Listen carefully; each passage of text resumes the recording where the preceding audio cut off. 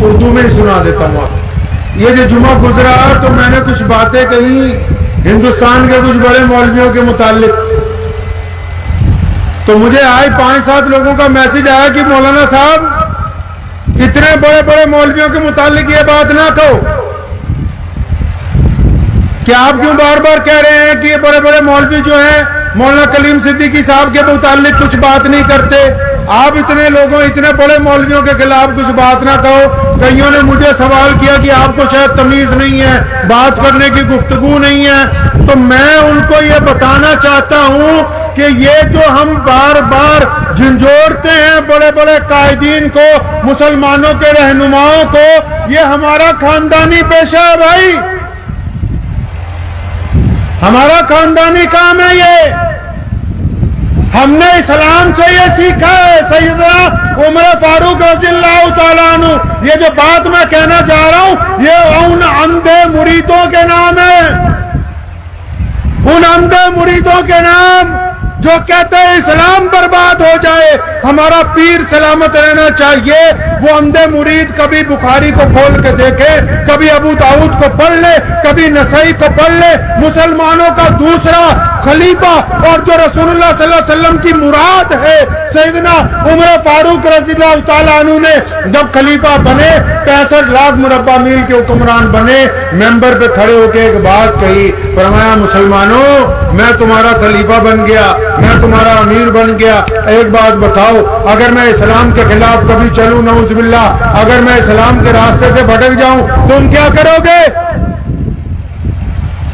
آج کل کا بڑے مولویوں کے سامنے لوگوں کی آواز نہیں نہ نکلتی تے ساڈے ورگا کوئی مول لے تے چمچے بول کے سوچتے بھی بہت کامیابی کر لی.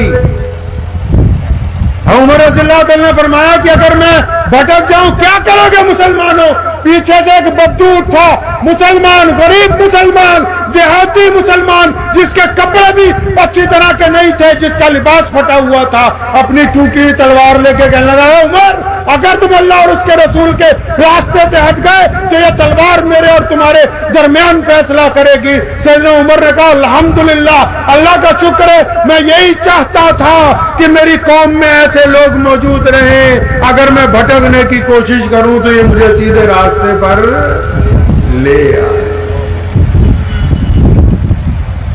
تو ہمارا تو بھائی خاندانی پیشہ ہے. میرے ابو شیر اسلام مولانا حبیب الرحمان ثانی لدھیانوی رحمۃ اللہ علیہ, جن کا ابھی انتقال ہو گیا سن 1992 میں بابری مسجد کی شہادت میں, جب سرکاری مولوی نرسیما راؤ کی گود میں بیٹھ گئے تھے تب پنجاب کا شیر دھاڑا تھا کہ ہم بے ایمانوں کے ساتھ نہیں ہیں, ہم انصاف پسندوں کے ساتھ ہیں.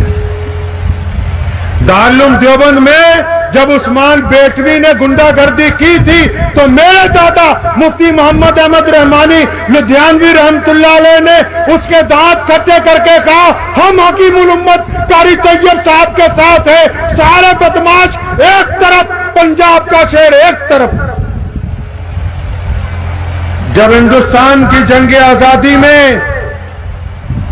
انگریز کے ٹوڈی مرزا غلام قادیانی کے چیلوں کے ساتھ کھڑے تھے تو میرے پردادا رئیس الاحرار مولانا حبیب الرحمان لدھیانوی نے انگریز کے خلاف ڈنکا بچا کے ہندو پانی مسلمان پانی کے گھڑے توڑ کے اور انگریز کے ٹوڈی اور انگریز کے غلام مولویوں کے اوپر ٹھوکر مارتے ہوئے کہا تھا کہ نہ انگریز بھی چلنے دیں گے نہ انگریز کے مانواز مولویوں کی چلنے دیں گے. یہ میرا خاندانی پیشہ ہے میاں.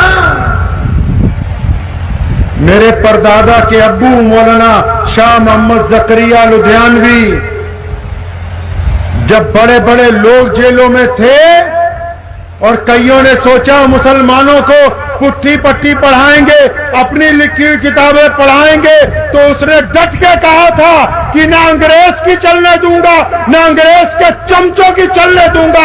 اور پھر محدث اثر علامہ انور شاہ کشمیری رحمت اللہ علیہ نے متعدد مرتبہ کہا کہ میں نے شاہ محمد زکریا لدھیانوی جیسا بہادر اپنی زندگی میں کوئی دوسرا نہیں کہا. یہ ساڈا خاندانی پیشہ ہے, کوئی ہمیں اس سے روک نہیں سکتا.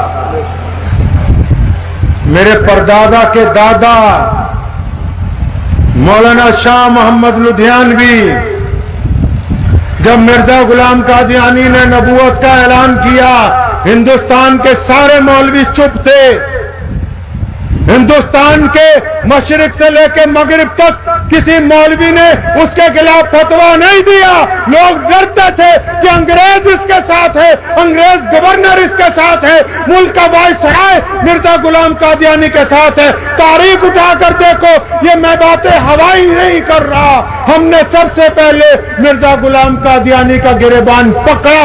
हमने अंग्रेज को कहा कि दुनिया इधर से उधर हो सकती है, मोहम्मद रसूलुल्लाह के मुकाबले में हम किसी कुत्ते को बर्दाश्त नहीं करेंगे। हमने अंग्रेज को भी ठोका, अंग्रेज के मानवाज मौलवियों को भी ठोका।